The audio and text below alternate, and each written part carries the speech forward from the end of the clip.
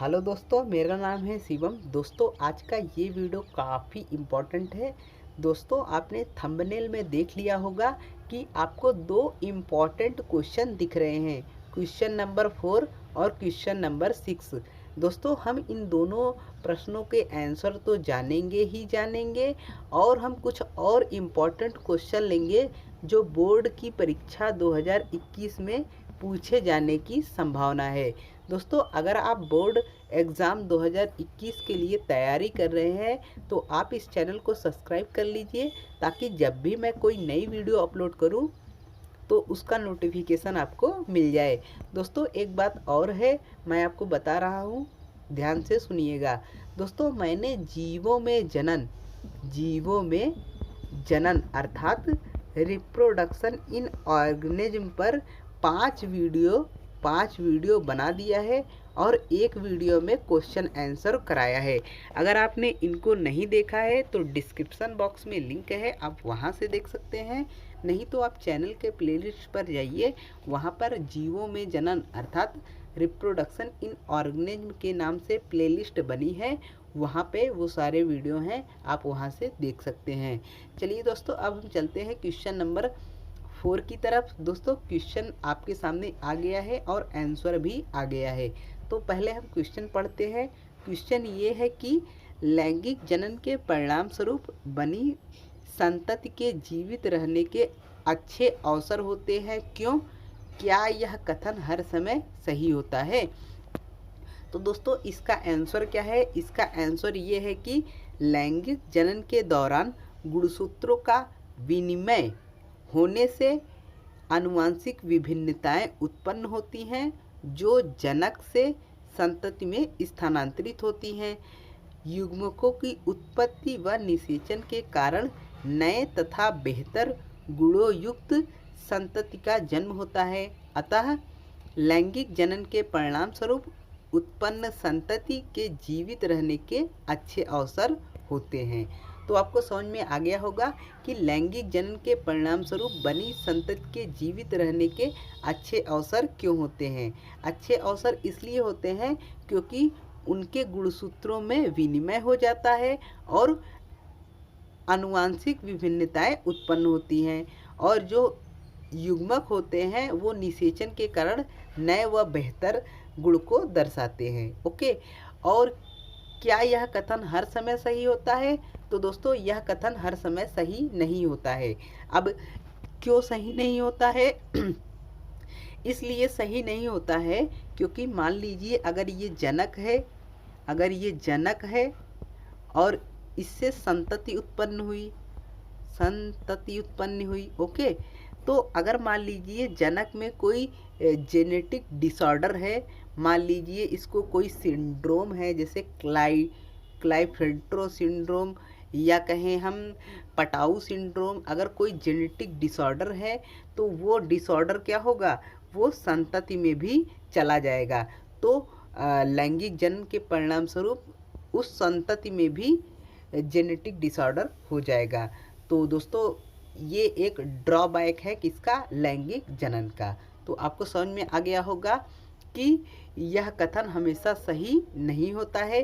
क्यों सही नहीं होता है? इसलिए सही नहीं होता है कि अगर जनक को कोई जेनेटिक डिसऑर्डर है तो वो संतति में भी जा सकती है। ओके दोस्तों, चलिए अब नेक्स्ट क्वेश्चन को लेते हैं।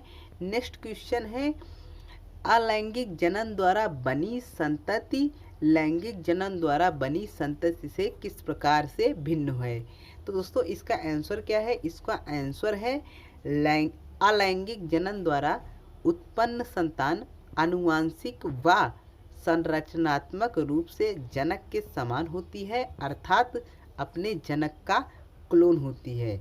इसके विपरीत लैंगिक जनन द्वारा उत्पन्न संतान आनुवंशिक रूप से जनक से भिन्न होती है। ओके, आप ये भी कह सकते हैं कि अलैंगिक जनन में समसूत्री विभाजन होता है, जिसके कारण जो हमारा जनक है वो अपने संतति के समान दिखता है, और लैंगिक जनन में अर्धसूत्री विभाजन अर्थात मियोसिस होती है, जिसके कारण हमारा जो संतति है अपने पेरेंट अर्थात जनक से भिन्न दिखाई पड़ता है। ओके, तो इसका आंसर ये भी हो सकता है और मैंने तो आपको आंसर बता ही दिया है। चलिए अब नेक्स्ट क्वेश्चन की तरफ चलते हैं। तो देखिए दोस्तों, मैं आपको दिखा रहा हूँ, ये ध्यान से देखिए, ये फिगर आ गया है। देखिए अलैंगिक जन्म के दौरान जो संतति उत्पन्न होता है वो कैसे अपने जनक के समान होता है। तो देखिए ये है हमारा प्लेनेरिया। प्लेनेरिया में एसेक्सुअल रिप्रोडक्शन हुआ। तो देखिए यहाँ से दो नए प्लेनेरिया जन्म ले लिए। तो देखिए ये अभी छोटे हैं लेकिन अपने संतति के जनक के समान दिख रहे हैं। देखिए ये इनके समान है। तो ये कौन सा रिप्रोडक्शन है? एसेक्सुअल। ये देखिए हाइड्रा में भी हो रहा है। तो ये छोटे हैं लेकिन अपने जनक के समान हैं। ओके, इन्हीं को क्लोन कहा जाता है। देखिए सेम टू सेम दिख रहे हैं ना, यही क्लोन है। क्या है? क्लोन है। ओके, ऐसे ही आप देखिए स्टारफिश में, ये स्टारफिश में एसेक्सुअल रिप्रोडक्शन हुआ तो दो नए स्टारफिश जन्म ले लिए लेकिन ये भी अपने जनक के समान है। तो क्या हो गया? ये क्लोन। ओके, तो उम्मीद करता हूँ कि आपको इस क्वेश्चन का आंसर समझ में आ गया होगा। अगर आपको और अच्छे से जानना है तो आप हमारे थ्योरी वाले क्लास को देख लीजिए, बहुत अच्छे से समझाया है। अब दोस्तों चलते हैं नेक्स्ट क्वेश्चन। नेक्स्ट क्वेश्चन काफ़ी अच्छा है और वेरी वेरी वेरी इम्पॉर्टेंट, बहुत इम्पॉर्टेंट है और ये क्वेश्चन कई बार पूछा जाता है। अलैंगिक तथा लैंगिक जनन के मध्य विभेद स्थापित करो। कायिक जनन को प्रारूपिक अलैंगिक जनन क्यों माना गया है? तो सबसे इम्पॉर्टेंट क्वेश्चन तो यही है, अलैंगिक जनन तथा लैंगिक जनन में डिफरेंस अर्थात अंतर। तो आइए हम जानते हैं। तो दोस्तों देखिए यहाँ पर अलैंगिक तथा लैंगिक जनन के मध्य निम्नलिखित अंतर होते हैं। मैं आपको जैसे बता रहा हूँ, अगर आप ऐसे बोर्ड की परीक्षा में लिख देते हैं तो आपको बहुत अच्छा नंबर मिलने वाला है। तो दोस्तों चलिए मैं थोड़ा सा बड़ा कर लेता हूँ जिससे कि आपको अच्छे से दिखे। ओके, उम्मीद करता हूँ कि आपको अच्छे से दिख रहा होगा आपकी स्क्रीन पर। तो दोस्तों एक तरफ आपको लिखना है अलैंगिक जनन, दूसरे तरफ लिखना है लैंगिक जनन। ओके, दूसरे तरफ आपको क्या लिखना है? दूसरे तरफ आपको लिखना है लैंगिक जनन। ओके, उसके बाद क्या करना है? ऐसे एक कॉलम खींचना है और यहाँ पर क्रम संख्या लिखना है और यहाँ पर 1। जो लक्षण हम बता रहे हैं वही आपको ऐसे लिखना है। देखिए अलैंगिक जनन में क्या है? अलैंगिक जनन में इसमें सिर्फ एक जनक भाग लेता है, इसमें सिर्फ एक जनक भाग लेता है। इसमें दो जनक भाग लेते हैं, एक को बोलते हैं नर, दूसरे को बोलते हैं मादा। ओके, तो आपको पहला पॉइंट क्लियर हो गया होगा। दूसरा पॉइंट क्या है? इसमें युग्मक निर्माण व निषेचन का अभाव होता है। इसमें अलैंगिक जनन में युग्मक का निर्माण और निषेचन का अभाव होता है, जबकि लैंगिक जनन में युग्मक निर्माण व निषेचन होता है। ओके, तीसरा क्या है? यह जनक की कायिक कोशिकाओं में होता है। अलैंगिक जनन जो है वो जनक की कायिक कोशिकाओं में होता है और लैंगिक जनन जनक की जनन कोशिकाओं अर्थात सेक्स सेल, इंग्लिश में बोलेंगे सेक्स सेल, जनन कोशिकाएं इसमें होता है। इसमें समसूत्री विभाजन होता है। अलैंगिक जनन में समसूत्री विभाजन अर्थात माइटोसिस होता है। माइटोसिस होता है मतलब क्या है माइटोसिस का? अगर हमारा पेरेंट 2n है तो हमारा जो संतति बनेगा वो भी 2n होगा। अगर हमारा पेरेंट n है, जो संतति बनेगा वो भी n होगा। यही क्या है? माइटोसिस। और इसमें क्या है? इसमें अर्धसूत्री व समसूत्री दोनों प्रकार के विभाजन होते हैं। तो समसूत्री का मतलब आपको समझ में आ गया। अर्धसूत्री का मतलब है अगर 2n है, अगर जनक में गुणसूत्री की संख्या 2n है तो जो संतति उत्पन्न होगी उसमें हैप्लॉइड n हो जाएगी। तो ये है अर्धसूत्री विभाजन। तो आपको ये भी समझ में आ गया कि इसमें समसूत्री विभाजन होता है, इसमें अर्धसूत्री व समसूत्री दोनों प्रकार के विभाजन होते हैं। अलैंगिक जनन सरल व तीव्र गति से होने वाला जनन है, जबकि लैंगिक जनन जटिल व धीमी गति से होने वाला जनन है। इसके द्वारा उत्पन्न संतति आनुवंशिक रूप से जनक के समान होता है। इस और लैंगिक जनन के द्वारा जो उत्पन्न संतति होता है वो आनुवंशिक रूप से अपने जनक से भिन्न होता है। ओके, जनक इकाई कलिका खंड या जनक का संपूर्ण शरीर होता है।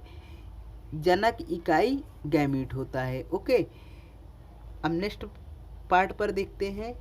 इस प्रकार का जनन निम्न अकशेरुकी अर्थात लोअर इनवर्टिब्रेट निम्न कार्डेट में पाया जाता है या उच्च पौधों व जंतुओं में पाया जाता है। तो दोस्तों देख लीजिए, एक बार आप चाहे तो स्क्रीनशॉट ले लीजिए। अलैंगिक जनन और लैंगिक जनन के बीच अंतर मैंने आपको बहुत अच्छे से दिखा दिया है और पढ़ के भी बता दिया है।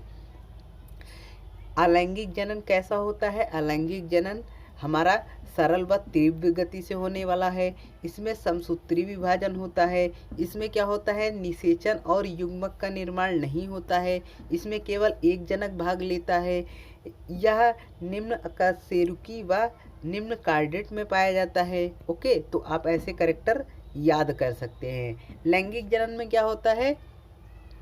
दो जनकों में होता है, एक को बोलते हैं नर, दूसरे को बोलते हैं मादा।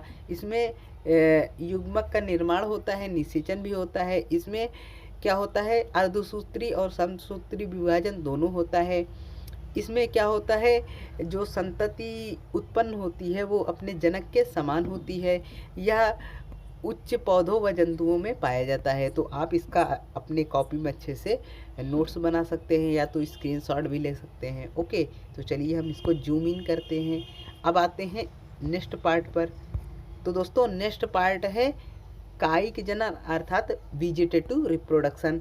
ये क्वेश्चन भी पूछा गया था। तो देखिए क्वेश्चन मैं आपको दिखा देता हूँ। क्वेश्चन क्या है? कायिक जनन को प्रारूपिक अलैंगिक जनन क्यों माना गया है? तो इसका आंसर आइए मैं आपको बताता हूँ। कायिक जनन अर्थात वेजिटेटिव रिप्रोडक्शन। तो दोस्तों अलैंगिक जनन ऐसी विधि है जिसमें पौधों के कायिक भाग से नए पौधे का निर्माण होता है। अतः इसमें एक ही जनक भाग लेता है तथा इसके द्वारा उत्पन्न संतति आनुवंशिक व आकारिक रूप से अपने जनक के समान होते हैं।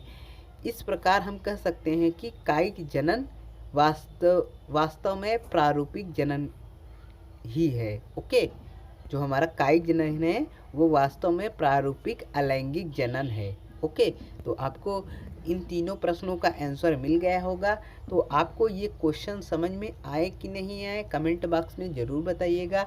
अगर कोई डाउट आता है तो आप हमें कमेंट बॉक्स में पूछ सकते हैं, हम आपको रिप्लाई कर देंगे। चलिए दोस्तों मिलते हैं नेक्स्ट वीडियो में। तब तक देखते रहिए, सीखते रहिए और चैनल पर अगर नए हैं तो चैनल को सब्सक्राइब ज़रूर कर लीजिएगा, क्योंकि मैं बोर्ड के एग्ज़ाम के लिए एक रेगुलर वीडियोज़ अपलोड कर रहा हूं जो आपके एग्ज़ाम में काफ़ी ज़्यादा मदद करेगी। चलिए दोस्तों मिलते हैं नेक्स्ट वीडियो में। तब तक जय हिंद, वंदे मातरम।